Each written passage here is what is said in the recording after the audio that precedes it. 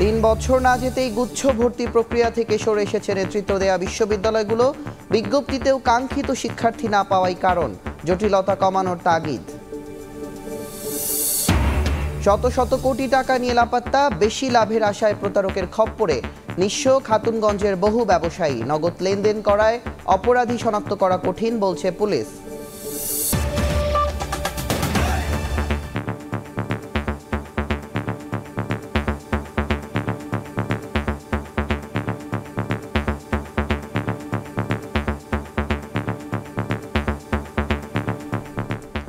ভোরের সময় সঙ্গে আছি আমি তুষার আহমেদ ইমন।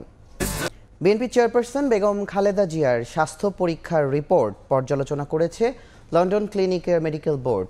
ঘণ্টাব্যাপী বৈঠকে ভার্চুয়ালি যোগ দেন যুক্তরাষ্ট্রের জনস হপকিন্স হাসপাতালের চিকিৎসকরাও। উপস্থিত ছিলেন বিএনপির ভারপ্রাপ্ত চেয়ারম্যান ও তার স্ত্রী ডাক্তার জুবাইদা রহমান। চূড়ান্ত হতে পারে বেগম জিয়ার পূর্ণাঙ্গ চিকিৎসা পদ্ধতি। এদিকে মায়ের সুস্থতা কামনায় দোয়া চেয়েছেন তারেক রহমান। লন্ডন থেকে শোয়েব কবিরের রিপোর্ট। চিকিৎসকদের মেডিকেল বোর্ড। বিশ্বখ্যাত লিভার বিশেষজ্ঞ অধ্যাপক ডক্টর প্যাট্রিক কেনেডির তত্ত্বাবধানে বৈঠকে ব্রিটিশ চিকিৎসকদের মধ্যে ছিলেন Jennifer Cross, cardiologist doctor Rex Dawson ও ডাক্তার জন গোল্ডস্টোন।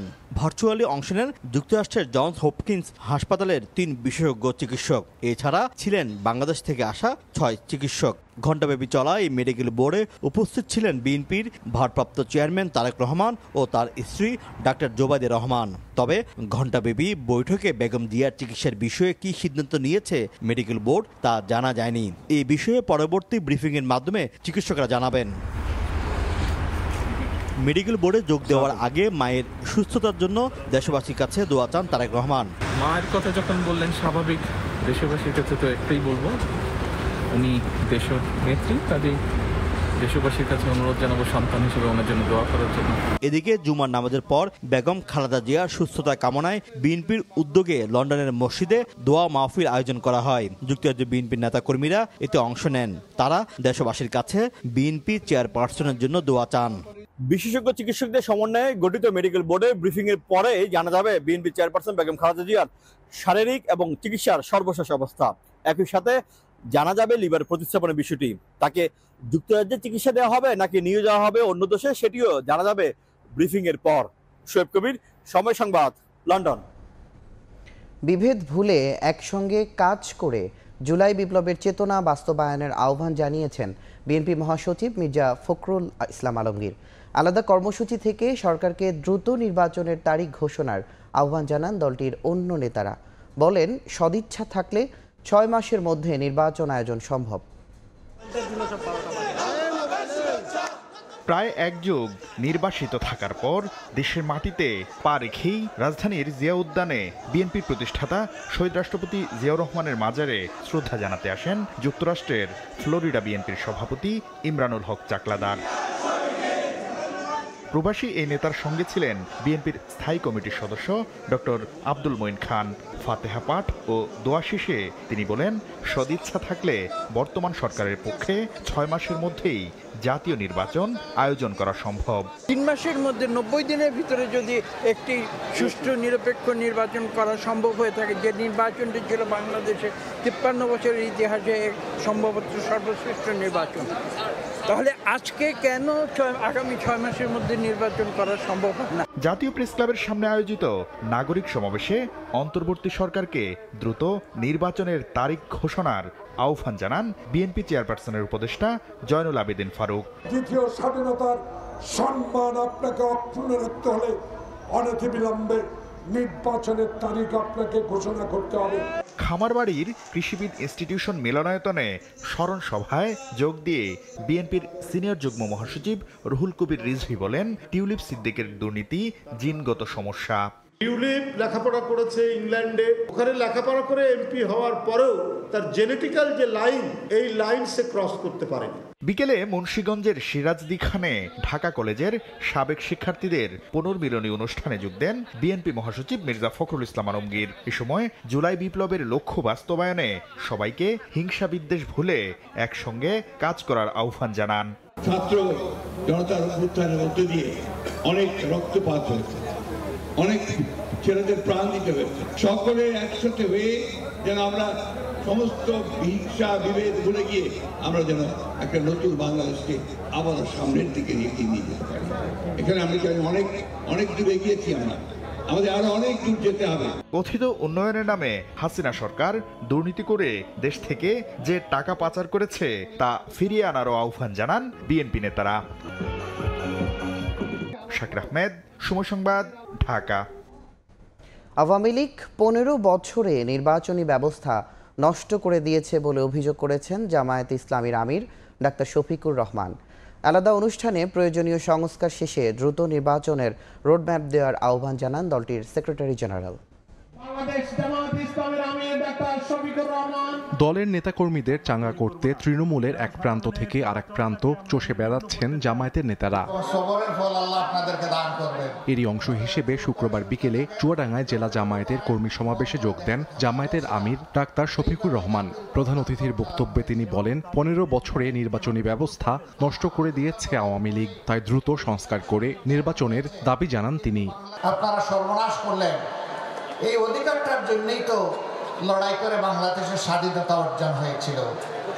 পাকিস্তানিরা এই বুটের মূল্য দেয় নাই বলেই তো মানুষ জীবন বাজি রেখে যুদ্ধ করেছিল, এটাকেই দিলেন আপনারা শেষ করে। সত্যি যদি দেশকে ভালোবাসি তাহলে বিবেকবান জনগণ যাকে পছন্দ তারা তাদের ভোট দিয়ে তাকে ক্ষমতায় পাঠাবে এবং তখন দেশে একটা সুশাসন আশা করা যায়। এদিকে সন্ধ্যায় কুড়িগ্রামের নাগেশ্বরীতে মতবিনিময় সভায় বক্তব্য রাখেন জামায়াতের সেক্রেটারি জেনারেল মিয়া গোলাম পরোয়ার। প্রয়োজনীয় সংস্কার শেষে দ্রুত নির্বাচনী রোডম্যাপ ঘোষণার দাবি জানান তিনি। নির্বাচনের জন্য ন্যূনতম যেসব অর্গানগুলো ইলেকশনে ইনভলভ হয়, গুরুত্বপূর্ণ কিছু বিভাগের সংস্কার কার্য শেষ করে নির্বাচনের একটা রোডম্যাপ ঘোষণা করা উচিত। অন্তর্বর্তীকালীন সরকার নির্বাচনের যে ধারণা আপাতত পেশ করেছে, আমি মনে করি এর চেয়ে আর লম্বা সময়ের মোটেই নেওয়া উচিত নয়। একই অনুষ্ঠানে অংশ নেন গণ অধিকার পরিষদের সভাপতি নুরুল হক নূর। জাতীয় নির্বাচনের আগে স্থানীয় সরকার ভোট চান তিনি। স্থানীয় সরকারের প্রতিনিধিরা না থাকায় স্থানীয় সরকার কার্যত অকার্যকর, সেজন্য আমরা দাবি জানিয়েছি, যেটা এই সংস্কার কমিশনও প্রস্তাব করেছে, যে জাতীয় নির্বাচন আগে স্থানীয় নির্বাচনগুলো দেওয়া। শহীদের রক্তে ভেজা বাংলার মাটিতে আওয়ামী লীগ আবারও রাজনীতির সুযোগ পেলে পুরো জাতিকে তারা ধ্বংস করবে বলেও মন্তব্য করেন এই দুই নেতা। অবহেলিত করে রেখেছে। সাহাল আব্দুল্লাহ হালভি, সময় সংবাদ। শুধু নীতি বা আইন দিয়ে মানবিক সমাজ গঠন সম্ভব নয়, মানবিক মূল্যবোধ তৈরিতে জামায়াত ইসলামীর বিকল্প নেই। শুক্রবার বিকেলে রাজধানীর মোল্লারটেকে উদয়ন স্কুল অ্যান্ড কলেজ মাঠে কর্মী সম্মেলনে কথা বলেন দলটির সহকারী সেক্রেটারি জেনারেল এহসানুল মাহবুব জুবায়ের। পরে মনোজ্ঞ সাংস্কৃতিক অনুষ্ঠান উপভোগ করেন অংশগ্রহণকারীরা।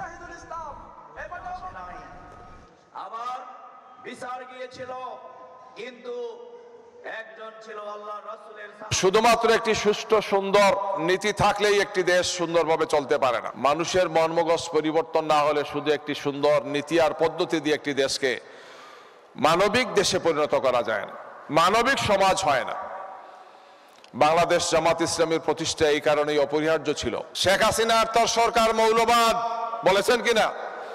মৌলবাদ, আলেম উলামা তাদের পছন্দ ছিল না,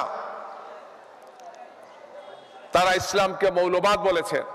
উলামায়ে কেরাম যারা আমাদের সম্মানের, আমাদের আস্থার জায়গা, এই সমস্ত উলামায়ে কেরামদেরকে তারা হত্যা করেছেন, গুম করেছেন।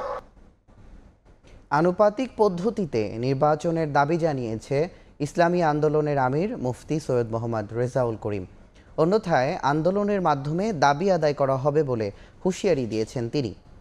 শুক্রবার বিকেলে সোহরাওয়ার্দী উদ্যানে ইসলামী যুব আন্দোলন বাংলাদেশের উদ্যোগ আয়োজিত সমাবেশে মুফতি সৈয়দ মোহাম্মদ রেজাউল করিম আরও বলেন, 53 বছরে রাজনৈতিক দলগুলো কিছুই দিতে পারেনি, নতুন করে আশা দেখিয়ে কোনো লাভ নেই।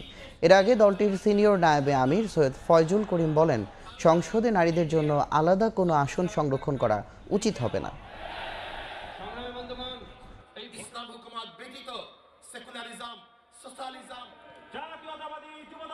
সংস্কারের পরেই নির্বাচন হবে। আজকে সংস্কার করতে যারা বাধা সৃষ্টি করেছেন, আমি বলবো দীর্ঘ 16 বছর কোথায় ছিলেন? সব সেক্টরেই পিয়ার সিস্টেমে নির্বাচন হতে হবে। প্রত্যেকটা ভোটারের তাদের ভোটের অধিকার বাস্তবায়িত হবে। বাংলাদেশে জাতীয় সরকার হবে, নারে আমাদের আন্দোলন করার প্রয়োজন হবে। আন্দোলন করব, সংগ্রাম করব, পিয়ার সিস্টেমে নির্বাচন বাস্তবায়ন করে ছাড়বো ইনশাআল্লাহ। স্বৈরাচারের আমলে সাংবাদিকদের মুখ বন্ধ করার মূলে ছিল ইন্টেলিজেন্স এজেন্সি। শুক্রবার বিকেলে ঢাকা রিপোর্টার্স ইউনিটি আয়োজিত গণমাধ্যম সংস্কার প্রস্তাব শীর্ষক আলোচনা সভায় এ মন্তব্য করেন প্রধান উপদেষ্টার প্রেস সচিব শফিকুল আলম। গত 15 বছরে আমাদের সংবাদপত্রের মুখ বন্ধ করে দেওয়ার মূল উপাদানগুলোর মধ্যে ছিল ইন্টেলিজেন্স। বিজেপির একটা ফোন আসলে আপনি নিউজটা নামিয়ে ফেলেছেন। একটা লোক 15 বছর ধরে এডিটোরিয়াল লিখেছে, আমরা জানি উনি প্যাসিভালি ছিলেন, কি ভয়াবহ ভয়। তো আমার কাজটা কি হবে? ওনার কাজটাকে পুরো 15 বছরে ওনার যতগুলো দেখা সবগুলোকে আমি কালেক্ট করি, যাতে আমরা ফিউচারে আর একটা প্যাসিভালি সিস্টেম না তৈরি হয়। গণমাধ্যম সংস্কার কমিশন হয়েছে, খুবই ভালো একটা রিপোর্ট আমরা পাবো এবং রিপোর্ট পেলে সেটা নিয়ে আবার আমাদের মধ্যে ডিসকাশন হবে। কপিরাইট এনফোর্সমেন্টটা খুব জরুরি। এই যে চুরি করার কারণে আমার আপনার বেতনটা কমে যাচ্ছে। ক্ষমতাসীনদের স্বার্থ দেখায় গণমানুষের হচ্ছে না সব গণমাধ্যম। শুক্রবার বিকেলে ঢাকা বিশ্ববিদ্যালয়ে প্রেস ইনস্টিটিউট আয়োজিত সেমিনারে একথা বলেন বক্তারা। জানান, বাক স্বাধীনতাহীন উন্নয়ন দিয়ে ক্ষমতায় টিকে থাকা অসম্ভব। তাই গণমাধ্যমকে গণমানুষের করতে ফ্যাসিবাদকে ঐক্যবদ্ধভাবে প্রতিহত করতে হবে। পেশাগত দায়িত্ব পালন করতে গিয়ে নানা পক্ষের হামলার শিকার হতে হবে, এ যেন একরকম মেনে নিয়েই কাজ করেন মাঠের সাংবাদিকরা। এরপরও নানা কারণে বিতর্কের ঊর্ধ্বে যেতে পারেনি এই পেশা।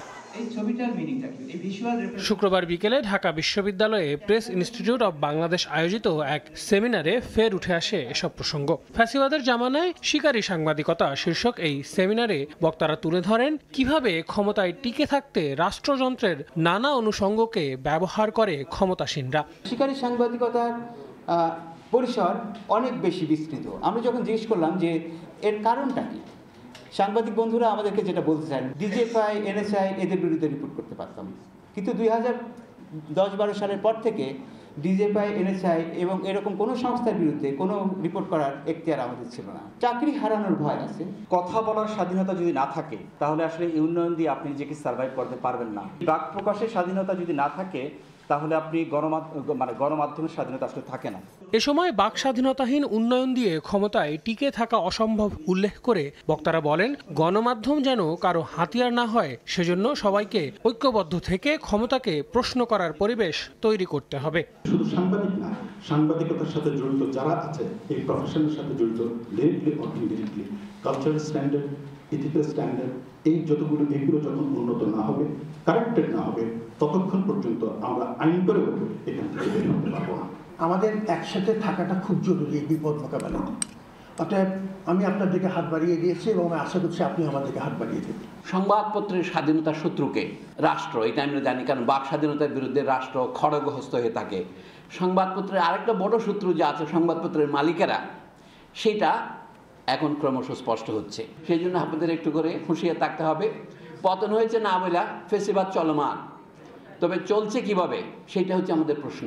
গণমাধ্যমকে গণমানুষের করতে ব্যক্তি এবং রাষ্ট্রীয় পর্যায়ে ফ্যাসিবাদকে প্রতিহত করার আহ্বানও জানান বক্তারা। শিকারী সাংবাদিক যদি হয়, সে কাকে শিকার করে? আল আমিন তুষার, সময়। গুচ্ছ ভর্তি প্রক্রিয়া থেকে সরে এসেছে খোদ নেতৃত্ব দেয়া বিশ্ববিদ্যালয়গুলোই।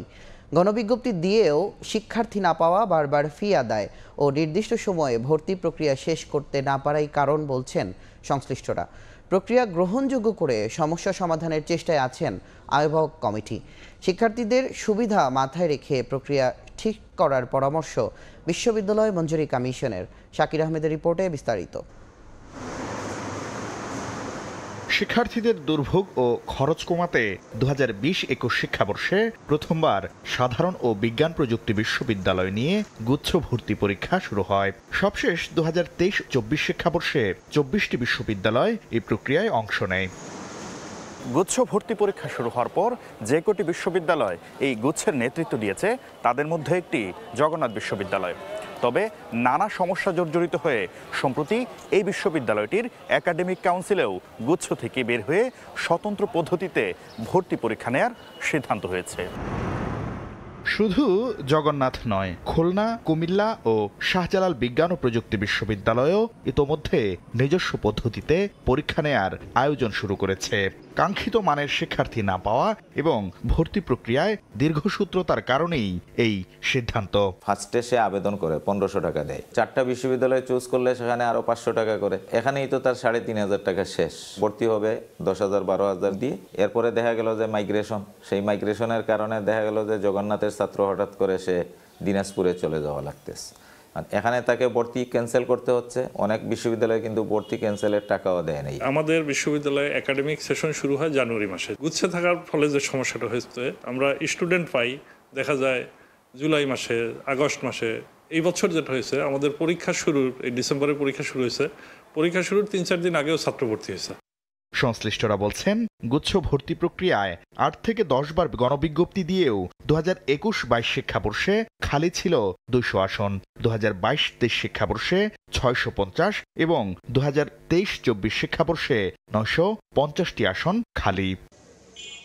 চলতি শিক্ষাবর্ষে গুচ্ছে থাকলেও সমস্যা সমাধান না হলে প্রক্রিয়া থেকে সরে যাওয়ার আলটিমেটাম দিয়েছে বেশ কয়েকটি বিশ্ববিদ্যালয়। আর কর্তৃপক্ষ বলছে প্রক্রিয়া ফলপ্রসূ করার চেষ্টা চলছে। সিস্টেমের যদি কিছু ত্রুটি বা থেকে থাকে, এটা গ্র্যাজুয়ালি আমরা এগুলি অ্যাড্রেস করে সেটাকে আরেকটু মিনিমাইজ করতে পারি, এটাকে আরেকটু আধুনিকায়ন করতে পারি।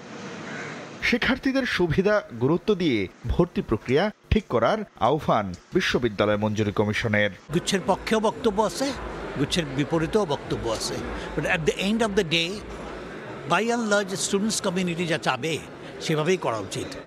এদিকে বিশ্ববিদ্যালয়গুলোকে গুচ্ছ প্রক্রিয়া থেকে বের না হতে চিঠি পাঠিয়ে অনুরোধ করেছেন শিক্ষা উপদেষ্টা। শাকির আহমেদ, সময় সংবাদ, ঢাকা। শত কোটি টাকা হাতিয়ে নিয়ে ব্যবসায়ীদের পালিয়ে যাওয়ার প্রবণতা বাড়ায় জৌলুস হারাতে বসেছে চট্টগ্রামের ব্যবসায়িক প্রাণকেন্দ্র খাতুনগঞ্জ। গত 40 বছরে 1000 কোটি টাকার বেশি নিয়ে পালিয়েছেন শতাধিক ব্যবসায়ী। এতে যেমন বিশ্বাস ভঙ্গ হচ্ছে, তেমনি মূলধন হারিয়ে পথে বসছেন প্রতারণার শিকার সাধারণ ব্যবসায়ীরা। শাখাওয়াত টিপুর ক্যামেরায় বিস্তারিত জানাচ্ছেন কমল দে। একসময়ের প্রতিষ্ঠিত ব্যবসায়ী মনোরঞ্জন সাহা এখন রাস্তার পাশের ব্রোকার। পণ্য বিক্রির পাওনা 15 কোটি টাকা ফেরত না পেলেও 9 কোটি টাকার দেনা শোধ করতে হয়েছে নিজের মালিকানাধীন বহুতল ভবন বিক্রি করে। বিল্ডিং বিক্রি করে লোকাল দানা শোধ করছি, কিন্তু আমরা লাইন থেকে এখন আমি 15 কোটি টাকার 1 টাকা এখনো ফেরত পাই নাই। আমি এখন পথের ফকির হিসেবে ধরা যায় এবং আমি এখন খাতুনগঞ্জে ব্রোকারি করে চলতেছি। দেশের সবচেয়ে বড় পাইকারি ভোগ্য পণ্যের বাজার চট্টগ্রামের খাতুনগঞ্জে মনোরঞ্জন একা নয়, তার মতো শত শত ব্যবসায়ী প্রতারকদের কাছে টাকা হারিয়ে নিঃস্ব হয়েছেন। মূলত কম সময়ে বেশি লাভের আশায় কথিত ডিও এবং স্লিপ ব্যবসায়ের কবলে পড়েছেন সাধারণ ব্যবসায়ীরা। ভোজ্য তেল, চিনি এবং মশলা বেচা কেনার ক্ষেত্রে ডিও ব্যবসা বেশি হয়, এগুলোতে প্রতারণা বেড়েছে আশঙ্কাজনক হারে। মাল নিয়ে নিচ্ছে, বাকিদের নিচ্ছে 1.5 কোটি টাকা। দেখা যাচ্ছে ওই সময় যাইয়া মালের বাজার করে আরো কমে গেছে, তখন উনি মাল বিক্রি করতে পারছে না, যেটা কমে গেছে মাল বিক্রি করতে পারছে না। কিন্তু যে উনি 50 লাখ টাকা 1.5 কোটি টাকা মাল নিছে, ওনার টাকাগুলি কী করে দিবে? তখন উনি মাল লোকসান দিয়ে মাল ওইগুলো কি বিক্রি করে ওনার টাকার পেমেন্ট দিতে হয়। কিন্তু শেষ পর্যন্ত লাস্ট মাল বিক্রি করতে না পারলে উনি সুদের উপর টাকা দিতে হয়। অসাধু কতগুলো ব্যবসায়ী আছে যাদের উদ্দেশ্য হচ্ছে যে ব্যবসা না, এতে উদ্দেশ্য হচ্ছে যে মানুষের বড় অঙ্কে একটা টাকা মেরে চলে যাওয়া। খাতুনগঞ্জ ট্রেড অ্যাসোসিয়েশনের তথ্য অনুযায়ী 1986 সালে বিভূতি রায় নামে এক ব্যবসায়ী 6 কোটি টাকা নিয়ে পালানোর পর থেকে শুরু হয় প্রতারণার নতুন এই পদ্ধতি। সবশেষ 50 কোটি টাকার বেশি নিয়ে লাপাত্তা নূর ট্রেডিং নামে এক ব্যবসা প্রতিষ্ঠানের মালিক। অবশ্য এর আগে চৌধুরী ব্রাদার্স 148 কোটি, মৌলভী আলম 90 কোটি, শাহজামাল 50 কোটি, মোহাম্মদ আলী 47 কোটি, শাহজাহান ট্রেডার্স 24 কোটি, আফসার মুসা ব্রাদার্স 21 কোটি, নুরুল আলম চৌধুরী 20 কোটি এবং এম রহমান 12 কোটি টাকা নিয়ে গা ঢাকা দিয়েছে। যারা ডিউর ব্যবসা করে, এদের কোনো মাল দেখা যাচ্ছে না, এরা শুধু স্লিপের মাধ্যমে কোম্পানিদের সাথে বা ফ্যাক্টরির সাথে লেনদেনের মাধ্যমে হচ্ছে। তো এটার ভিতরে কিন্তু কাজ করতে যাইয়া অনেকেই কিন্তু প্রতারণার শিকার হচ্ছে। প্রথম দিকে আপনার নগদের ব্যবসা শুরু করে, নগদের লেনদেন শুরু করে, তারপর যখন এদের একটা গুডিল হয়ে যায় 2-1 বছর, এরপর এরা বাকিতে নেওয়া শুরু করে। এরা একটা আসলে পাতানোভাবে এটা ব্যবসাটা করে থাকে। ব্যবসায়িক প্রাণকেন্দ্র চাকতাই আসাদগঞ্জ এবং খাতুনগঞ্জে 5,000-এর বেশি ছোট বড় ব্যবসা প্রতিষ্ঠান ও পণ্য রাখার গুদাম রয়েছে। এখানে সবগুলি সরকারি বেসরকারি বাণিজ্যিক ব্যাংকের শাখা থাকলেও নিজেদের মধ্যে নগদ টাকা লেনদেন করতে স্বাচ্ছন্দ্য বোধ করেন ব্যবসায়ীরা। আবার ব্যবসায়ী সমিতির মাধ্যমে টাকা আদায়ের চেষ্টা করায় ভুক্তভোগীরা অনেক ক্ষেত্রে মামলা করতে আগ্রহী নন বলে জানায় পুলিশ। নিজেদের যে প্রবলেমগুলো হয় সেগুলো তারা নিজেরা সলভ করে, যতটুকু জেনেছি। তারা পুলিশের কাছে সাধারণত আসে না, যদি কোনো বাদী আমাদের নিকট আসে তাহলে অবশ্যই আমরা আইনগত ব্যবস্থা নিতে পারবো। এই যাবত অনেক প্রতারণা হয়েছে, এখানে তো কোনো বিচার হয় নাই। আমরা তো আমার নিজের অনেক মামলা আছে, এখানে তো মামলা করে কোনো আপনার এই রায় হয়েছে, তাও তো এখানে টাকা পাচ্ছি না। 1 থেকে 10 কোটি টাকা নিয়ে গা ঢাকা দেওয়া ব্যবসায়ীর সংখ্যা অন্তত 70 জন বলে জানিয়েছেন প্রতারণার শিকার ব্যবসায়ীরা। চট্টগ্রামের ব্যবসায়িক প্রাণকেন্দ্র চাকতাই, খাতুনগঞ্জ এবং আসাদগঞ্জে প্রতিদিন শত শত কোটি টাকার লেনদেন হচ্ছে। এর সামান্য মাত্র লেনদেন হয় চেক কিংবা ব্যাংকের মাধ্যমে, বাকি টাকা লেনদেন হয় বিশ্বাসের উপর ভরসা করে নগদ টাকায়। আর তাতেই শত শত কোটি টাকা নিয়ে পালিয়ে যাচ্ছে ব্যবসায়ীরা। চট্টগ্রামের খাতুনগঞ্জ থেকে কমল দে, সময় সংবাদ। অন্যায় অনিয়ম ঠেকাতে প্রত্যেক জেলা উপজেলায় সাধারণ মানুষকে নিয়ে গ্রুপ তৈরি করা হবে বলে জানিয়েছেন জাতীয় নাগরিক কমিটির মুখ্য সংগঠক সার্জিস আলম। শুক্রবার দুপুরে পঞ্চগড়ে মকবুলার রহমান সরকারি কলেজ মাঠে অসহায় মানুষের মাঝে শীতবস্ত্র বিতরণ অনুষ্ঠানে একথা বলেন সার্জিস। গত 16 বছরে রংপুর বিভাগ অনেক বৈষম্যের শিকার হয়েছে উল্লেখ করে তিনি বলেন, কয়েকটি রাস্তা ছাড়া তেমন কোনো উন্নয়নই হয়নি এ বিভাগে, গড়ে ওঠেনি কোনো শিল্প কারখানা।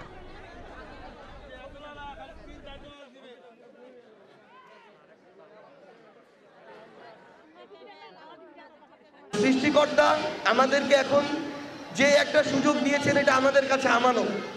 আমরা কখনো কল্পনাও করি নাই যে আমাদের জীবদ্দশায় এই সুযোগ আমাদেরকে দিবে। তো আমরা এই আমানতটাকে রেখে মানুষের জন্য যা কিছু করা যায় লিগালি লজিক্যালি আমরা সেটুকু করার সর্বোচ্চ চেষ্টা করব। কোথাও যদি আপনারা দেখেন যে কোনো একটা কাজের জন্য টাকা চাচ্ছে, হয়রানি করছে, তখন ওই প্রতিনিধিকে আপনারা জানাবেন, তার বিরুদ্ধে যদি সে অন্যায় করে থাকে যেই ব্যবস্থা নেওয়ার আমরা ব্যবস্থা নিব। অন্তর্বর্তী সরকারকে বৈষম্য বিরোধী ছাত্র আন্দোলনের সরকার বলে মন্তব্য করেছেন গণ অধিকার পরিষদের সাধারণ সম্পাদক রাশেদ খান। শুক্রবার দুপুরে পল্টনে এক বিক্ষোভ সমাবেশে এ মন্তব্য করেন তিনি। ছাত্ররা তারা একটি ঘোষণাপত্র প্রকাশ করতে চায়, এর আগে তারা 31 ডিসেম্বর সেটি নিয়ে শহীদ মিনারে সমাবেশ করেছে। ওই সময় ছাত্রদের পক্ষ থেকে রাজনৈতিক দল এবং অন্যান্য স্টেক হোল্ডারকে যে ডকুমেন্ট দেওয়া হয়েছিল ছাত্রদের পক্ষ থেকে, সেই একই ডকুমেন্টের বাংলা অনুবাদ কালকে সরকারের পক্ষ থেকে দেওয়া হয়েছে। তার মানে কি? তার মানে এই সরকার বৈষম্য বিরোধী ছাত্র আন্দোলনের সরকার। গণহত্যার বিচারের আগে আওয়ামী লীগ কোনো নির্বাচনে অংশ নিতে পারবে না। কুমিল্লা নগরীতে আশঙ্কাজনক হারে বেড়েছে পরিবেশ দূষণ। চলমান শীত মৌসুমে সবচেয়ে বেশি বেড়েছে বায়ু দূষণ, যার পরিমাণ 171 AQI। এজন্য সড়কে ভবন নির্মাণ সামগ্রী রাখাকে দুষছেন এলাকাবাসী। পাশাপাশি যত্রতত্র ফেলা হচ্ছে আবর্জনাও। অবশ্য এ বিষয়ে কোনো সমাধান দিতে পারেনি সিটি কর্পোরেশন। বাহার রায়হানের পাঠানো তথ্য ছবি নিয়ে রিপোর্ট। প্রথম দেখায় শীতের কুয়াশাচ্ছন্ন পরিবেশ মনে হলেও আসলে ধুলায় ঢাকা।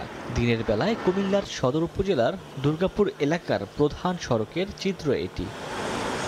দিন দিন কুমিল্লা নগরীতে বাড়ছে পরিবেশ দূষণ। চলমান শীত মৌসুমে সবচেয়ে বেশি বেড়েছে বায়ু দূষণ।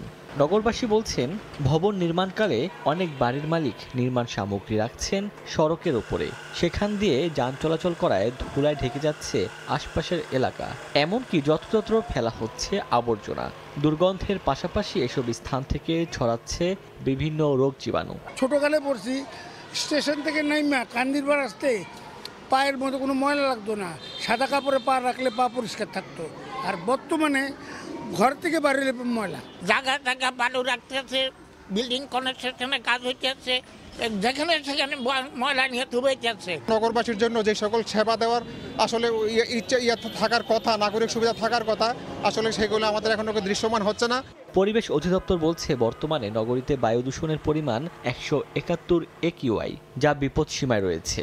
এজন্য অপরিকল্পিত নগরায়নকে দুষছেন সংশ্লিষ্ট কর্মকর্তা। অবকাঠামো এবং নির্মাণ কার্যক্রম যত্র ভালো এবং ইট ফেলে রাখার কারণে বায়ু দূষণের পরিমাণ বেড়ে যাচ্ছে। এগুলো আসলে নিয়ম হলো এটা ডেকে রাখার প্রয়োজন, কিন্তু ডেকে না রাখার কারণে বায়ু দূষণের পরিমাণ বৃদ্ধি পাচ্ছে। এদিকে পরিবেশ দূষণ রোধে কোনো সমাধান দিতে পারেনি সিটি কর্পোরেশন। তবে সড়কে ধুলা নিয়ন্ত্রণে নিয়মিত পানি ছিটানোর আশ্বাস সংশ্লিষ্ট কর্মকর্তার। আমরা কিন্তু ভালনারেবল অবস্থায় আছি, সেটা হচ্ছে যে বালুগুলো উড়ে, সেই ক্ষেত্রে আমরা আগে পানি দিতাম, এখনও আমরা পানি দেবো ইনশাল্লাহ। আর একটা হচ্ছে যে পাবলিক যারা কাজ করে তারা যদি নিজেদের জায়গাতে যায় কাজ করে তাহলে ভালো হয় আর কি। কুমিল্লা সিটি কর্পোরেশনে 8 লাখেরও বেশি মানুষ বসবাস করে। সময় সংবাদ, কুমিল্লা। দেখছেন ভোরের সময়। ন্যায্য দাম না পাওয়ায় হুমকির মুখে পড়েছে বান্দরবানের রাবার শিল্প। উৎপাদন খরচ মেটাতে হিমশিম অবস্থা ব্যবসায়ীদের, তাই দিন দিন রাবার চাষে আগ্রহ হারাচ্ছেন বাগান মালিকরা। এতে বেকার হওয়ার শঙ্কায় 50,000-এর বেশি শ্রমিক। শিল্পকে টিকিয়ে রাখতে ন্যায্য মূল্য নিশ্চিতের দাবি সংশ্লিষ্টদের। সোহেল কান্তি নাথের ছবিতে NA জাকিরের রিপোর্ট। পার্বত্য জেলা বান্দরবানের লামা, আলীকদম ও নাইক্ষ্যংছড়ি উপজেলার বিস্তীর্ণ এলাকার উঁচু নিচু ভূমিতে চাষ হয় রাবারের। এখানকার মাটি ও আবহাওয়া রাবার চাষের উপযোগী হওয়ায় উৎপাদন হয় ভালো, কিন্তু রাবারের ন্যায্য দাম না পাওয়ায় লোকসান গুনতে হচ্ছে ব্যবসায়ীদের। সংশ্লিষ্টরা বলছেন প্রতি কেজি রাবারের নির্ধারিত মূল্য 288 টাকা হলেও বাজারে মিলছে 150 থেকে 160 টাকা। এ কারণে উৎপাদন খরচ মেটাতে হিমশিম অবস্থা ব্যবসায়ীদের। তাই দিন দিন রাবার চাষে আগ্রহ হারাচ্ছেন বাগান মালিকরা। এতে বেকার হওয়ার আশঙ্কা 50,000-এর বেশি রাবার শ্রমিকের। শিল্প বাঁচাতে আমদানিকৃত রাবারের উপর 30% কর নির্ধারণ, দেশীয় রাবার পণ্যের বাজারজাতকরণ সহজীকরণের দাবি ব্যবসায়ীদের। সরকার কর্তৃক যে রেটটা রয়েছে সেটা কিন্তু বর্তমান আমাদের যে পার্বত্য এলাকা এখানে কিন্তু আমরা পাচ্ছি না। যে উৎপাদন খরচ হয় বর্তমানে রাবার বিক্রি করে কোনোভাবেই কর্মচারীদেরকে বেতন দেয়া এবং নিজেরা উৎপাদনের খরচ পুষিয়ে তোলা কোনোভাবেই সম্ভব হচ্ছে না। এই রাবারকে কেন্দ্র করে শুধু মালিকগণ নয়, অনেক শ্রমিক, তাদের পরিবার সবাই জড়িত। এদিকে রাবার শ্রমিকদের দাবি পূরণের জন্য সরকারের কাছে সুপারিশ করার কথা জানায় উপজেলা প্রশাসন। প্রত্যক্ষ এবং পরোক্ষভাবে অনেক লোকেরই জীবিকা এখানে জড়িত আছে। এখানে এখন ওনারা যেসব ওনাদের সমস্যাগুলোর কথা তুলে আমাদেরকে স্মারকলিপি দিয়েছেন, আমাদের মাননগর জেলা প্রশাসক মহোদয় বরাবর ফরওয়ার্ড করে দেব। বান্দরবানে 15,000 একরের বেশি জমিতে রাবার বাগান রয়েছে। NA জাকির, সময় সংবাদ। চেঙ্গি ও মাইনি নদীর 58 কিলোমিটার অংশ খনন কাজ চলছে। নদীর নাব্য বাড়ার পাশাপাশি পলি মাটি দিয়ে নিচু জমি ভরাট করছেন স্থানীয়রা। প্রকল্পের কাজ শেষ হলে বন্যার প্রবণতা কমে আসবে বলে মনে করেন এলাকাবাসী। তবে প্রকল্পের মেয়াদ মাত্র 6 মাসেরও কম সময় থাকলেও এখনও পর্যন্ত শেষ হয়েছে মাত্র 25% কাজ। জিতেন বড়ুয়ার পাঠানো তথ্য, ছবি নিয়ে রিপোর্ট। 2024 সালের জানুয়ারিতে খাগড়াছড়ির চেঙ্গি ও মাইনি নদীর 58 কিলোমিটার অংশ খনন কাজ শুরু হয়। মাইনি নদীর ইরানছড়ি হতে লংগদু মুখ পর্যন্ত প্রায় 23 কিলোমিটার ও চেঙ্গি নদীর মহালছড়ি হতে নানিয়ারচর পর্যন্ত প্রায় 35 কিলোমিটার খনন করা হবে।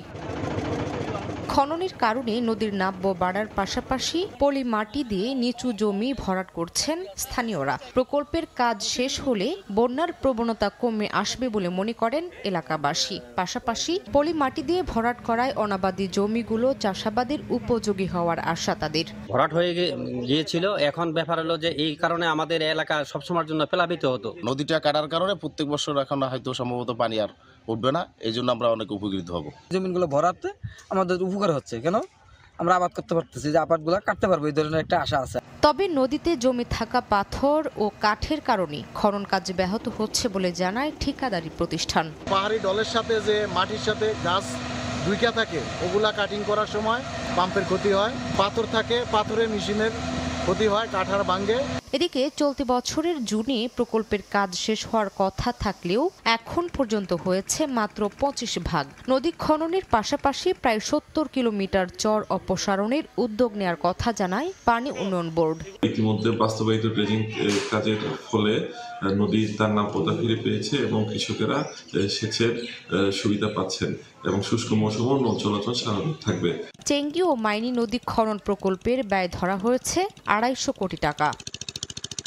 সময় সংবাদ, খাগড়াছড়ি। ছুটির দিনে ক্রেতা দর্শনার্থী সমাগমে জমজমাট ঢাকার আন্তর্জাতিক বাণিজ্য মেলা। সকাল থেকেই উৎসব মুখর পরিবেশে চলে বেচাকেনা। এর মধ্যে গৃহস্থালী পণ্য ও খাবারের দোকানের অফার লুফে নিচ্ছেন ক্রেতারা। প্রত্যাশার চেয়ে দর্শনার্থী সমাগম বেশি হওয়ায় খুশি বিক্রেতারা। সাপ্তাহিক ছুটির দিনে বাণিজ্য মেলায় উৎসব মুখর এক পরিবেশ। উৎসবের আমেজ, স্টল, প্যাভিলিয়ন, খাবারের দোকান, ছোটদের জন্য নির্মিত থিম পার্কে। শুক্রবার সকাল থেকে পরিবার পরিজন, বন্ধু বান্ধব নিয়ে ঘোরাঘুরি, কেনাকাটায় আনন্দ মুখর সময় উপভোগ করেন দর্শনার্থীরা। বাইরে থেকে একটু কমে পাওয়া যায় আর একসাথে অনেক আইটেম পাওয়া যায়, বিশেষ করে বাচ্চাদের যে খাবারের আইটেমগুলো। আমি মেলা আসে বন্দুক কিনছি, বিভিন্ন ধরনের খেলনা কিনছি, তারপর খাবার খাইছি। এখানে একটু এক্সেপশনাল জিনিস পাওয়া যায়, এই কারণে আর কি সব পরিবারে আসা। বরাবরের মতোই গৃহস্থলী পণ্যের স্টলে ক্রেতার উপচে পড়া ভিড়। মোড়কজাত খাদ্য পণ্যের দোকানে প্যাকেজ অফারেও আগ্রহ ক্রেতার। ফার্স্টেই দিল্লি অ্যালুমিনিয়াম, এখান থেকে সবসময় কেনাকাটা করি, তো এইমাত্র একটা টিপট কিনলাম। আমাদের পর্দা নামানোর আগে থেকেই কাস্টমার পর্দা সরিয়ে ঢুকে যাচ্ছে।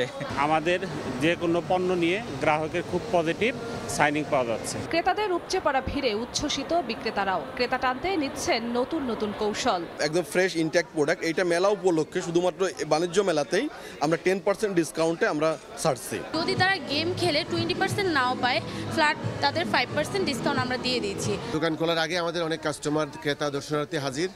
আমরা আশা করছি খুব ভালো দিন যাবে। গত ফ্রাইডেগুলো এবং ভবিষ্যতের ফ্রাইডেগুলো অত্যন্ত ভালো ব্যবসা হবে। মেলায় আসা যেসব প্রতিষ্ঠানের লক্ষ্য বিক্রি নয়, প্রতিষ্ঠান ও পণ্যের প্রচার, তারাও খুশি দর্শনার্থী সমাগমে। জিনাতারা যশোয়া, সময় সংবাদ, ঢাকা। পর্যটন মৌসুমে রাঙ্গামাটির প্রতিটি বিনোদন কেন্দ্রই ভ্রমণ পিপাসুদের পদচারণায় মুখর। ব্যস্ত সময় পার করছেন ব্যবসায়ীরাও। চলতি মাসে প্রতি সপ্তাহে প্রায় 2 কোটি টাকা স্থানীয় অর্থনীতিতে যুক্ত হচ্ছে বলে জানিয়েছে চেম্বার অব কমার্স। হেফাজত সবুজের পাঠানো তথ্য ও রাজীব দাস মুন্নার ছবি নিয়ে রিপোর্ট।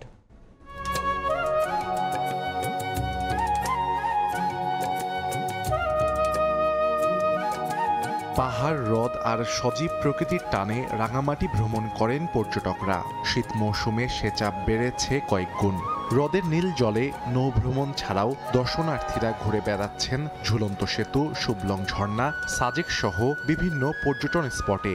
সবকিছু সুন্দর, রাস্তাঘাট সুন্দর, পানিগুলো সুন্দর, খাবার সুন্দর, সব সুন্দর। কাপ্তাই লেকটা পুরোটা ঘুরে দেখেছি, বিভিন্ন স্পটে নেমেছি, পরে আদিবাসী গ্রাম যেটা ছিল সেটাও ঘুরে দেখেছি। সব মিলে ইট ওয়াজ নাইস এক্সপিরিয়েন্স। ভ্রমণের পাশাপাশি পর্যটকরা ভিড় করছেন স্থানীয় তাঁতে বোনা পোশাক ও প্রসাধনীর দোকানে। তাদের চাপ সামলাতে হিমশিম খেতে হচ্ছে দোকানীদের। বেচাকেনা ভালো হওয়ায় খুশি ব্যবসায়ীরা। সবগুলোই পছন্দ হয়েছে, সেজন্য কিনলাম। তাঁতের কাপড় খুবই ভালো লাগে, খুব সুন্দর এবং টেকসই। ফিরন সাবান, তেঁতুল সাবান, মানে ভালো মানে আমরা অরিজিনাল জিনিসটাই কাস্টমারকে দিয়ে দিই। হাতের তৈরি ত্রিপিস আছে, চাদর আছে। 6 মাসের মধ্যে আমরা যে ব্যবসাটা হয় ওইটা দিয়ে আমরা পুরো বছরটা মোটামুটি ভালো কাটতে পারি। ব্যবসায়ী নেতারা বলছেন, চলতি পর্যটন মৌসুমে প্রতি সপ্তাহে প্রায় 2 কোটি টাকা যুক্ত হচ্ছে স্থানীয় অর্থনীতিতে। বোট, হোটেল, কটেজ, রেস্টুরেন্ট, বিভিন্ন ছোটখাটো হস্তশিল্প, ক্ষুদ্র উদ্যোক্তা, এই সব মিলে 1.5 থেকে 2 কোটি টাকা আমাদের ইনকামটা হয়। Rangamati chamber of commerce and ইন্ডাস্ট্রিজের তথ্য মতে জেলায় পর্যটন শিল্পের ওপর নির্ভরশীল প্রায় 30,000 মানুষ। সময় সংবাদ, রাঙামাটি। মেহেরপুরের মুজিবনগরে হয়ে গেল ঐতিহ্যবাহী পিঠা উৎসব। উপজেলার দরিয়াপুর খেলার মাঠে 20টি স্টলে ভাপা, পাটিসাপটা, গোকুল, দুধকুলি, চিতল সহ নানা ধরনের পিঠা প্রদর্শন করা হয়। আর এসব পিঠার সঙ্গে পরিচিত হতে পেরে খুশি দর্শনার্থীরা। নতুন প্রজন্মের কাছে বাঙালির ঐতিহ্যকে তুলে ধরাও নতুন নতুন উদ্যোক্তা তৈরিতে নতুন প্রজন্মকে উদ্বুদ্ধ করতেই এ উৎসব আয়োজন করা হয়েছে বলে জানান আয়োজকরা।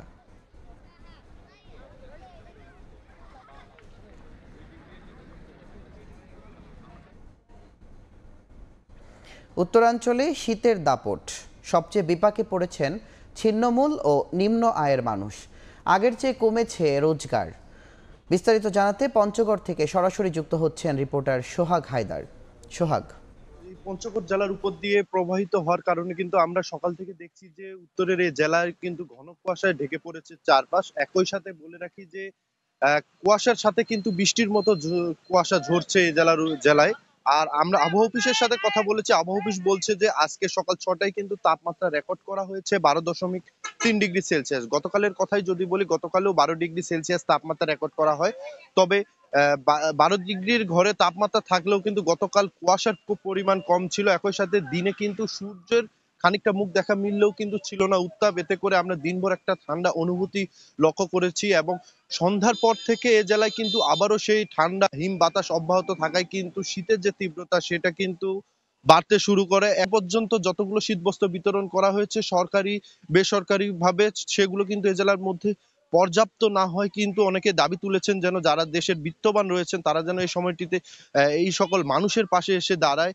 এবং একই সাথে কিন্তু শীতের যে তীব্রতা এর কারণে কিন্তু এ জেলায় শীতজনিত রোগীর যে সংখ্যা সেটাও কিন্তু ক্রমাগত বাড়ছে। আমরা দেখেছি যে জেলার 5 উপজেলা স্বাস্থ্য কমপ্লেক্স এবং সদর হাসপাতালে কিন্তু শিশু এবং বয়স্ক যে রোগীরা রয়েছে তারা কিন্তু শীতজনিত রোগে আক্রান্ত হচ্ছে। আমরা দেখেছি যে গত কয়েকদিন ধরে কুয়াশার সাথে কিন্তু যে হিম বাতাসের পরিমাণ এর তীব্রতা বাড়ায় কিন্তু এর প্রকোপ দিন দিন বেড়েই চলেছে। আমি বলে রাখি যে দিনের যে তাপমাত্রা রয়েছে সেটা কিন্তু 22 থেকে 25 ডিগ্রির মধ্যে উঠানামা করলেও কিন্তু সন্ধ্যার পর থেকে সেই তাপমাত্রা কমে আসছে, যা একেবারে 12 থেকে 10 ডিগ্রির ঘরে উঠানামা করছে। তবে আবহাওয়া অফিস বলছে যে আগামী এই যে জানুয়ারি মাস রয়েছে, এই জানুয়ারি মাস জুড়ে কিন্তু বেশ কয়েকটি শৈত্যপ্রবাহ বয়ে যাবে এবং শীতের যে তীব্রতা সেটা বাড়বে। একই সাথে ঘন কুয়াশার পরিমাণ যেটা রয়েছে সেটাও কিন্তু বাড়বে।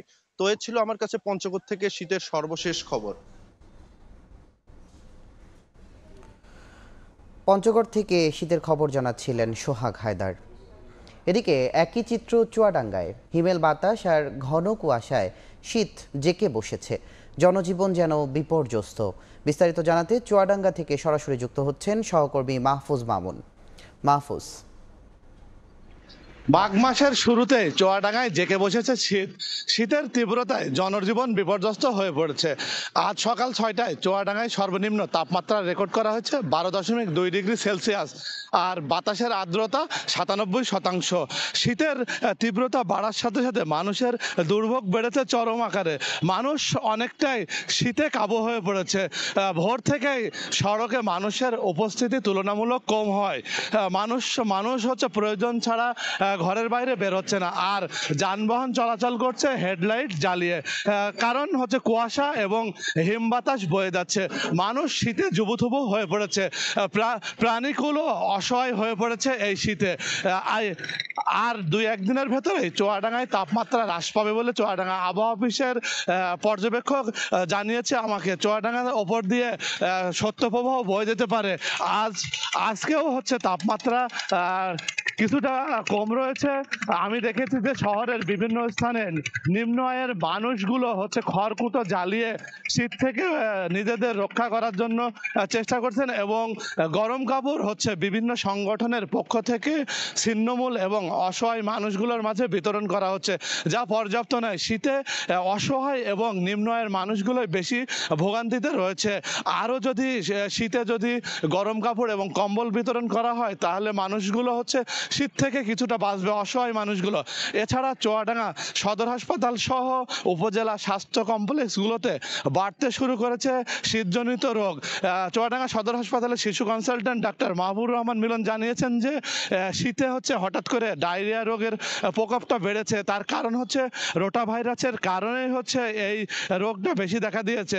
সদর হাসপাতালে ডায়রিয়া ওয়ার্ডে হচ্ছে শয্যার তুলনায় হচ্ছে রোগীর সংখ্যা অনেক বেশি রয়েছে। মেঝে এবং বারান্দাতেও তাদের চিকিৎসা নিতে হচ্ছে কষ্ট করে, এবং বহির্বিভাগেও বেড়েছে অনেক রোগী। বহির্বিভাগের রোগীর চাপ সামাল দিতেও হচ্ছে, হিমশিম খেতে হচ্ছে। আমি দেখেছি যে নিম্ন আয়ের মানুষগুলো হচ্ছে পুরাতন কাপড়ের দোকানে ভিড় করছে, কারণ তারা হচ্ছে অল্প টাকায় তারা হচ্ছে শীত বস্ত্র কেনার চেষ্টা করছে। তাদের পক্ষে ভালো পোশাক কেনা সম্ভব হয়ে উঠছে না। শীত হচ্ছে চুয়াডাঙ্গাতে যেন হচ্ছে হঠাৎ করেই জেগে বসতে শুরু করেছে। শীত কোনোভাবেই কমছে না জেলায়। আকাশ এখন কুয়াশাচ্ছন্ন হয়ে রয়েছে এবং হচ্ছে আকাশ হচ্ছে শীতল হাওয়া বইছে। হিম ঠান্ডা হাওয়ার কারণে হচ্ছে মানুষ হচ্ছে শীতে কাবু হয়ে পড়ছে। শীত চুয়াডাঙ্গাতে এতটাই প্রভাব বিস্তার করেছে এবং শীতের দাপটটা অনেক বেশি। সবসময়ই হচ্ছে শীত চুয়াডাঙ্গাতে অনেক বেশি থাকে। এই ছিল চুয়াডাঙ্গা থেকে শীতের সর্বশেষ। ইউক্রেন যুদ্ধের মধ্যেই প্রতিরক্ষা সহযোগিতা চুক্তি করেছে রাশিয়া ইরান। শুক্রবার মস্কোয় রুশ প্রেসিডেন্ট ভ্লাদিমির পুতিনের সঙ্গে বৈঠক করেন ইরানের প্রেসিডেন্ট মাসুদ পেজেশকিয়ান। সেখানেই দুই দেশের মধ্যে চুক্তি সই হয়। এটিকে রাশিয়া ইরানের সম্পর্কে নতুন যুগের সূচনা হিসেবে উল্লেখ করেন পেজেশকিয়ান। অন্যদিকে ইরানকে রাশিয়ার গুরুত্বপূর্ণ অংশীদার হিসেবে উল্লেখ করেছেন মস্কো।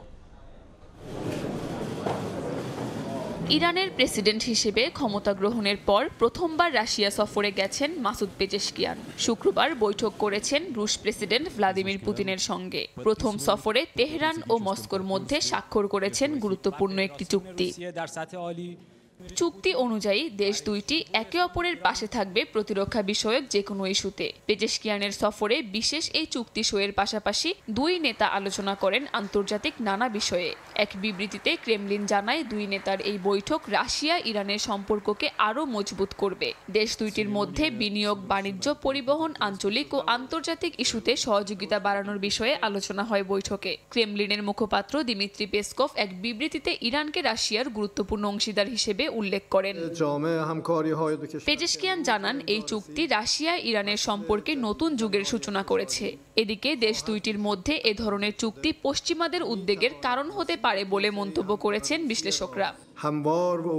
কাকুলি আখতার, সময় সংবাদ। মসনদে ডোনাল্ড ট্রাম্পের প্রত্যাবর্তন হতে যাচ্ছে কিছুটা ভিন্নভাবে। খোলা জায়গার বদলে এবার তিনি শপথ নেবেন ক্যাপিটল হিলে কংগ্রেস ভবনের ভেতর। ঠান্ডা আবহাওয়ার কারণেই এমনটা করা হচ্ছে বলে জানান নবনির্বাচিত মার্কিন প্রেসিডেন্ট। এদিকে ট্রাম্পের অভিষেক উপলক্ষে আমন্ত্রণ পেয়েছেন গুরুত্বপূর্ণ বিশ্ব নেতারা। আমন্ত্রিতদের মধ্যে চীনের প্রেসিডেন্ট শি জিনপিং থাকলেও তালিকায় নাম নেই ভারতের প্রধানমন্ত্রী নরেন্দ্র মোদির। ট্রাম্পের অভিষেক অনুষ্ঠানে ভারত থেকে যোগ দেবেন দেশটির পররাষ্ট্রমন্ত্রী এস জয়শঙ্কর। প্রতি 4 বছর পর পর মার্কিন প্রেসিডেন্টের অভিষেক অনুষ্ঠিত হয় যুক্তরাষ্ট্রে। সেখানে নবনির্বাচিত প্রেসিডেন্ট আনুষ্ঠানিকভাবে দায়িত্ব গ্রহণ করেন। অভিষেকের এই আয়োজন হয় বেশ জমকালো। আমন্ত্রণ পান অনেক অতিথি, থাকে নানা আয়োজন। 20 জানুয়ারি যুক্তরাষ্ট্রের 47তম প্রেসিডেন্ট হিসেবে শপথ নেবেন ডোনাল্ড ট্রাম্প। তবে এবার কিছুটা ভিন্ন রকম হতে যাচ্ছে তার প্রত্যাবর্তন। ঐতিহাসিকভাবে যুক্তরাষ্ট্রের প্রেসিডেন্টের শপথ গ্রহণ অনুষ্ঠান খোলা স্থানে হয়ে থাকে। এবার দেশটির ক্যাপিটল হিলের কংগ্রেস ভবনের একটি অংশে অনুষ্ঠিত হবে গোটা আয়োজন। ঠান্ডা আবহাওয়ার কারণে এমনটি করা হচ্ছে বলে শুক্রবার ট্রাম্প নিজেই একথা জানিয়েছেন। আবহাওয়া দফতর জানিয়েছে সোমবার ওয়াশিংটনের তাপমাত্রা হিমাঙ্কের অনেক নিচে নেমে যাবে। কংগ্রেস ভবনের ভেতরে অনুষ্ঠিত হওয়ায় এবার বিপুল সংখ্যক মানুষের সমাগম সম্ভব হবে না বলে জানিয়েছে বিভিন্ন মার্কিন গণমাধ্যম। এর আগে 1985 সালে ক্যাপিটল ভবনের ভেতরে মার্কিন প্রেসিডেন্ট হিসেবে শপথ নিয়েছিলেন রোনাল্ড রিগান। সেবারও তীব্র ঠান্ডার কারণে শপথ অনুষ্ঠান ক্যাপিটলের রোটুন্ডায় সরিয়ে নেওয়া হয়েছিল। এদিকে নতুন প্রেসিডেন্টের অভিষেক উপলক্ষে আমন্ত্রণ পেয়েছেন গুরুত্বপূর্ণ বিশ্ব নেতারা। তালিকায় ইউরোপের মধ্যমপন্থীদের বাদ দিয়ে অনেক কট্টর ডানপন্থী ও জাতীয়তাবাদী রাজনীতিবিদদের আমন্ত্রণ জানানো হয়েছে। আমন্ত্রিতদের মধ্যে আছেন চীনের প্রেসিডেন্ট শি জিনপিং এর নামও। শুক্রবার ডোনাল্ড ট্রাম্প চীনা প্রেসিডেন্ট জিনপিং এর সঙ্গে ফোনালাপ করেন। এ সময় জিনপিং ট্রাম্পকে পুনরায় মার্কিন প্রেসিডেন্ট নির্বাচিত হওয়ায় অভিনন্দন জানান। চীন যুক্তরাষ্ট্রের দ্বিপাক্ষিক সম্পর্ক নিয়েও কথা বলেন দুই নেতা। ট্রাম্পের অভিষেক অনুষ্ঠানে চীনা প্রেসিডেন্ট দাওয়াত পেলেও আমন্ত্রণ জানানো হয়নি ভারতের প্রধানমন্ত্রী নরেন্দ্র মোদীকে। তবে ভারত থেকে ট্রাম্পের অভিষেক অনুষ্ঠানে দেশটির পররাষ্ট্রমন্ত্রী এস জয়শঙ্কর যাবেন বলে জানা গেছে। কাকুলি আখতার, সময় সংবাদ। ইউরোপের গণতন্ত্রকে হুমকির মুখে ফেলছেন ইলন মাস্ক। শুক্রবার জার্মানির বার্লিনে এক অনুষ্ঠানে এমন মন্তব্য করেছেন দেশটির চ্যান্সেলর ওলাফ শলজ। বলেন, মাস্ক একের পর এক কট্টর ডানপন্থী দলগুলোকে সমর্থন করে যাচ্ছে, যা মোটেই কাম্য নয়। যুক্তরাজ্য ও জার্মানির বেশিরভাগ মানুষ ইলন মাস্কের রাজনৈতিক হস্তক্ষেপ গ্রহণ করবে না বলেও মনে করেন তিনি। বেশ কিছুদিন ধরে জার্মানির কট্টর ডানপন্থী দল অল্টারনেটিভ ফর জার্মান AFDর প্রশংসা করে আসছেন মার্কিন ধনকুবের ইলন মাস্ক। আর এ নিয়ে বেশ আলোচনা সমালোচনা চলছিল বিশ্ব রাজনীতিতে। এর মধ্যেই মাস্ককে ইউরোপের জন্য হুমকি হিসেবে চিহ্নিত করলেন জার্মানির চ্যান্সেলর ওলাফ শলজ। শুক্রবার এক অনুষ্ঠানে তিনি বলেন, ইউরোপের চরম ডানপন্থী দলগুলো মার্কিন ধনকুবেরের সমর্থন এই অঞ্চলের গণতন্ত্রকে হুমকির মুখে ফেলছে। বিশেষ করে যুক্তরাজ্য ও জার্মানির মতো দেশগুলোতে প্রভাব বিস্তারের চেষ্টা করছেন মাস্ক। বক্তব্যে মাস্কের আধিপত্যবাদী কর্মকাণ্ডের পেছনে সম্ভাব্য কারণও উল্লেখ করেছেন শলজ। এর একটি ব্যবসায়িক স্বার্থও রয়েছে, কিন্তু এটিকেও অগ্রহণযোগ্য বলে বর্ণনা করেছেন জার্মানির চ্যান্সেলর।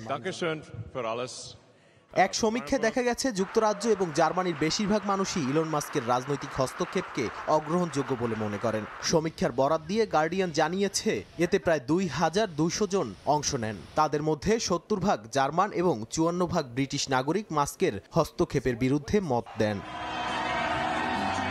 জার্মানির নির্বাচন নিয়ে গত বছর মাস্ক মন্তব্য করেছিলেন, অল্টারনেটিভ ফর জার্মান হলো একমাত্র দল যারা জার্মানিকে বাঁচাতে পারবে এবং এ দলকে চরমপন্থী হিসেবে বিবেচনা করাও ভুল।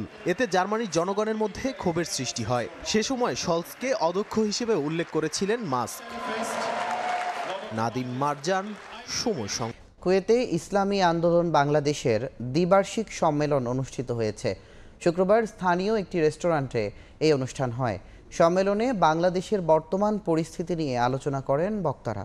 যোগ্য নেতৃত্বে দুর্নীতিমুক্ত ও উন্নয়নশীল দেশ গঠন সম্ভব বলে জানান তারা। এদিন সংগঠনটির প্রধান উপদেষ্টা হাফেজ মাওলানা আইয়ুব নতুন কমিটির সভাপতি এবং সেক্রেটারি সহ 35 সদস্য বিশিষ্ট কমিটি ঘোষণা করেন। সম্মেলনে বাংলাদেশ থেকে ভার্চুয়ালি অংশ নেন অনুষ্ঠানের প্রধান অতিথি ইসলামী আন্দোলনের মহাসচিব অধ্যক্ষ ইউনুস আহমদ।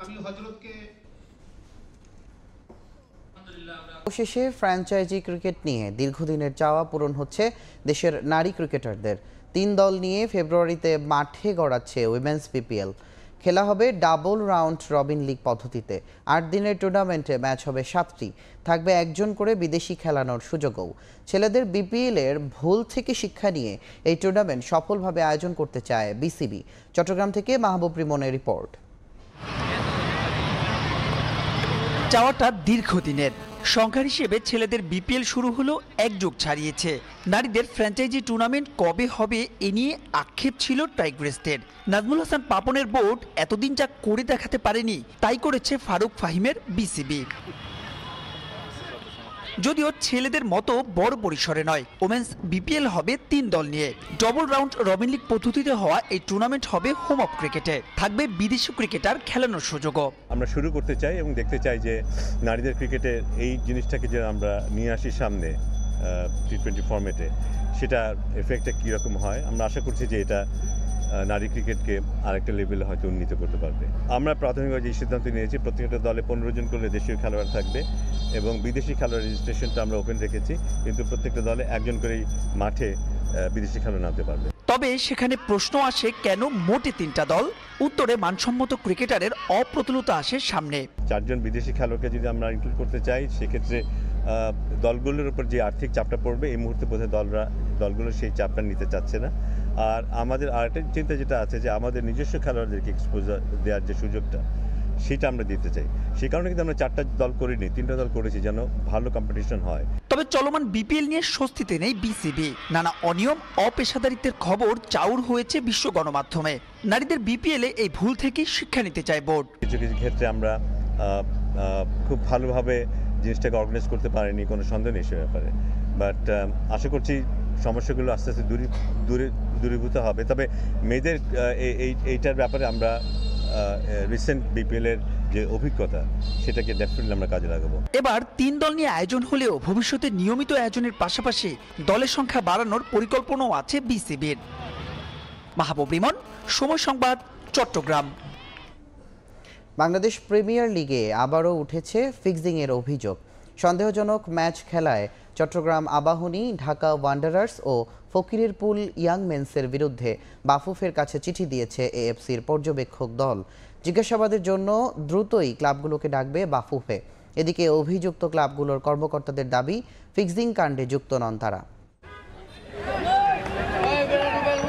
দেশের ফুটবলে ফিক্সিং কাণ্ড নতুন নয়। একটা সময় ঘরোয়া ফুটবলে হরহামেশাই ম্যাচ পাতাতো ক্লাবগুলো। প্রতিপক্ষকে ম্যাচ ছেড়ে দেওয়া ও নির্দিষ্ট স্কোর লাইনে গেম শেষ করার জন্য ক্লাব ও ফুটবলারদের লোভনীয় প্রস্তাব দিত অনলাইন বেটিং সাইট ও বাজিকররা। তাদের ফাঁদে পা দিয়ে শাস্তির মুখেও পড়েছিল বেশ কয়েকটি ক্লাব। বিগত কয়েক বছর ফিক্সিংয়ের অভিযোগ কম হলেও তা পুরোপুরি নির্মূল করতে পারেনি বাফুফে।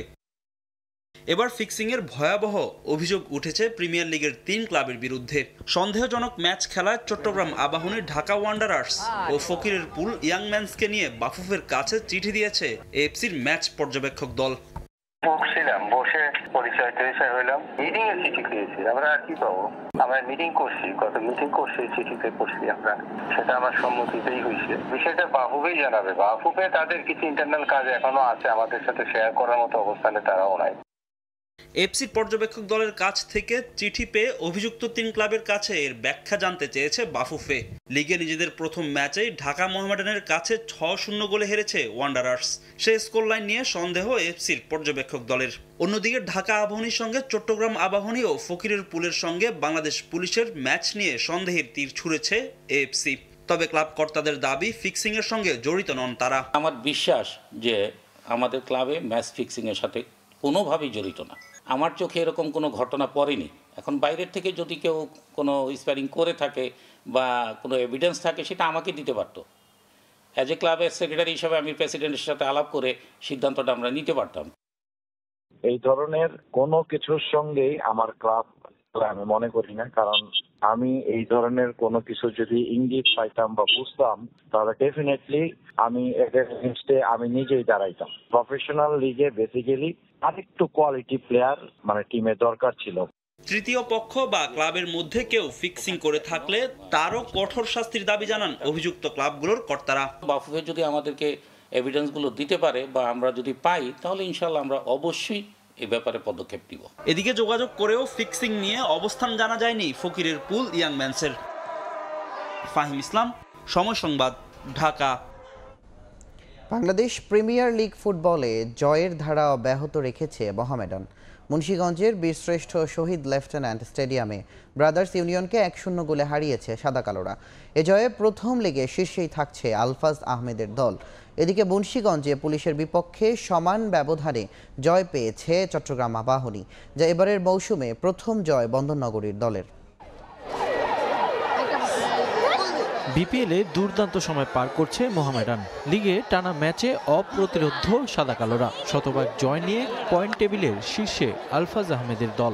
এবার মোহামেডানকে থামাতে পারল না ব্রাদার্স ইউনিয়নও। ছুটির দিনে মুন্সিগঞ্জের শহীদ বীরশ্রেষ্ঠ মতিউর রহমান স্টেডিয়ামে দাপটে ফুটবল খেলে মোহামেডান। শুরু থেকেই আগ্রাসী ফুটবল খেলে দলটা। প্রতিপক্ষের রক্ষণভেদ করতে বেশিক্ষণ সময় নেয়নি মোহামেডান। 12 মিনিটেই নাইজেরিয়ান ফরোয়ার্ড সানডে ইমানুয়েলের গোলে লিড নেয় সাদা কালোরা। গোল হজমের পর ম্যাচে ফেরার চেষ্টা চালায় ব্রাদার্স। বিরতির আগে সুযোগও আসে তাদের সামনে, তবে দুর্বল ফিনিশিংয়ের কারণে 1-0 গোলে পিছিয়ে থেকেই বিরতিতে যায় ব্রাদার্স। বিরতির পরও ম্যাচে ছড়ি ঘুরায় মোহামেডান। প্রতিপক্ষকে চাপে রাখে আলফাজের শিষ্যরা। দ্বিতীয়ার্ধের শুরুতে লিড দ্বিগুণ করার সুযোগ আসে মোহামেডানের সামনে, তবে জোড়া গোলে সে সুযোগ মিস করেন সানডে। ম্যাচের শেষ দিকে সমতায় ফেরার পথেই ছিল ব্রাদার্স, তবে সহজ সুযোগ পেয়েও তা কাজে লাগাতে পারেনি গোপীবাগের ক্লাবটি। শেষ পর্যন্ত আর কোনো দল জালের দেখা না পাওয়ায় 1-0 গোলে জয় পায় মোহামেডান। আর এই জয়ে 8 জয় নিয়ে পয়েন্ট টেবিলের শীর্ষস্থান আরও মজবুত করেছে আলফাজের দল। মোহামেডানের 8ম জয়ের দিনে লিগে প্রথম জয়ের দেখা পেল চট্টগ্রাম আবাহনী। পুলিশ এএফসিকে 1-0 গোলে হারিয়েছে বন্দরনগরীর দলটা। এবারের মৌসুমে রেলিগেশনের তালিকায় সবচেয়ে এগিয়ে চট্টগ্রাম আবাহনী। ম্যাচের প্রথমার্ধে আক্রমণ পাল্টা আক্রমণ চললেও গোলশূন্য সমতায় বিরতিতে যায় দুদল। দ্বিতীয়ার্ধের শুরুতে আসরের প্রথম গোলের দেখা পায় চট্টগ্রাম আবাহনী। মোহাম্মদ ফাহিমের গোলে এগিয়ে যায় বন্দরনগরীর দলটা। বাকি সময়ে আর কোনো দল বল জালে জড়াতে না পারায় প্রথম জয় তুলে নেয় চট্টগ্রাম আবাহনী। রিফাতুল ইসলাম মিরন, সময় সংবাদ।